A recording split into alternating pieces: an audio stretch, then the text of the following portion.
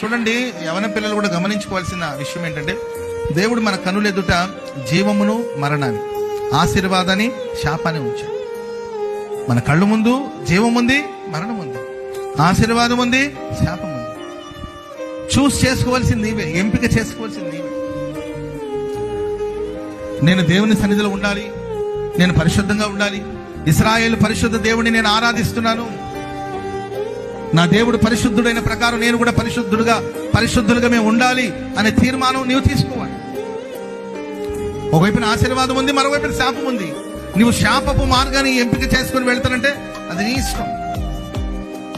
లేదు, నేను నా ముందు ఉంచబడిన ఆశీర్వాదపు మార్గంలో నడుస్తాను,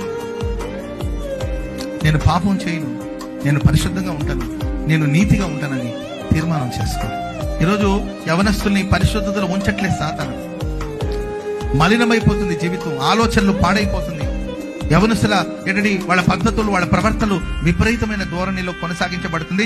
తల్లిదండ్రులు కూడా కొన్ని పర్యాయాలు సరి అడ్జస్ట్ అయిపోవాల్సిందే.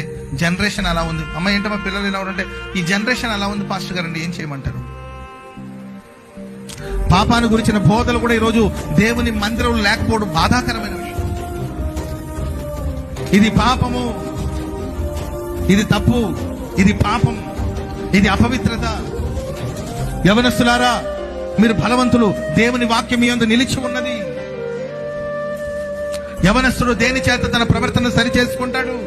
దేవుని వాక్యాన్ని గమనించి చూచి నడుచుకున్నట్టు చేతనే కదా అని దేవుని వాక్యాన్ని ఈరోజు బోధించలేని పరిస్థితుల్లో కొందరు ఉన్నారు.